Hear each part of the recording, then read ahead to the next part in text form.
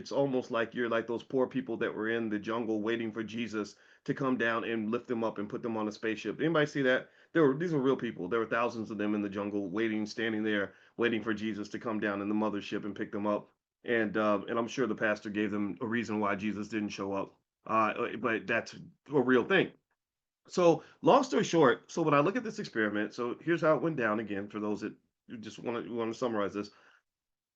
Aaliyah, a black woman, wasn't getting job offers, so she pretended to be white. She became Emily with blonde hair, blue eyes, and she put Emily's resume up, and Emily applied for the same jobs as Aaliyah.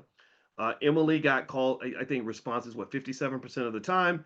Aaliyah got 8.9% of the time. Emily was trusted; they trusted her work. Didn't ask her to do any extra assignments. Aaliyah was always asked to do a little bit of extra work.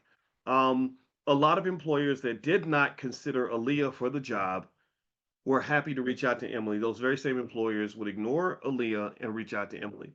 None of you are surprised, and you're not surprised because you shouldn't be surprised.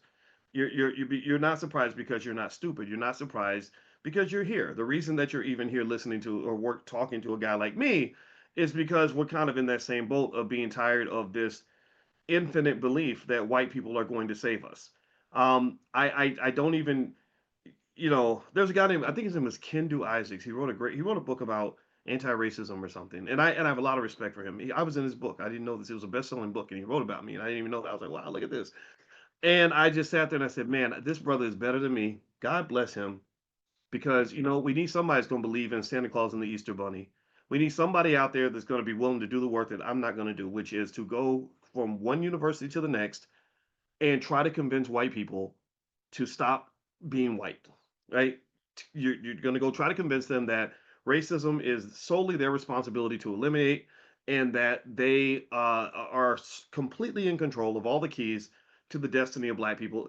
God bless you. I have nothing against his brother. I hope he made $1 trillion doing this. I hope he makes $1 trillion more. I mean, white folks got the money. White liberals will pay you all day to come and sit down with people who will sit there with their arms folded and really feel like you're just pretty pathetic because you can't even save your own community.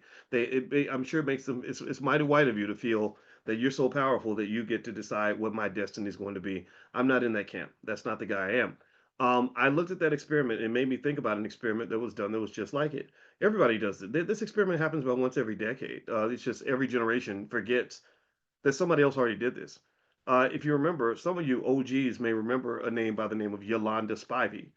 Does anybody in this room, I'm looking for one person to say they heard about Yolanda Spivey and the Bianca White experiment. Has anybody heard about Yolanda Spivey, Bianca White, or anything like that at any point? Anybody? Well, Yolanda Spivey is a lady that I've known for many years. And in about 2013, she went viral. She was on the Tom Joyner Morning Show because she did the exact same thing. She was frustrated because she wasn't getting job offers. She put up a fake resume with a lady named Bianca White. Her last name was White, so of course she had to be white. And Bianca White got all kinds of callbacks. Bianca White, Yolanda didn't get nothing. Yolanda wouldn't get no response, but they loved Bianca. They wanted to do interviews with her, all this stuff. And she went viral. She was on the Tom Joyner Morning Show and a bunch of other shows, and it was on national news because everyone was like, "Oh my God, this is such a surprise. There's racism. Oh, who knew?" Right? And even then it wasn't a surprise. Even at that point, there's thousands of research papers written about the fact that people have biases, and there's lots of work already been done for the last 50 years, pretty much showing that people tend to want to work with and hire people that are similar to themselves. And what makes it even more frustrating and more nuanced is that it ain't always about people just saying, "Hey, I just hate black people. I just don't want those people around." A lot of times it's just simple stuff. It's like I kind of want to work with somebody who I can relate to. I don't know nothing about no hippity hop. I don't know nothing about those people's culture. I don't, if a black kid and an Arab guy comes up and they apply for the same job working for me, there's some chance, subconsciously or subconsciously, I might say, "Oh, I like this kid. I understand him." But if the other kid does some stuff I don't understand and I can't relate to him, I may not want to work with the person I can't relate to.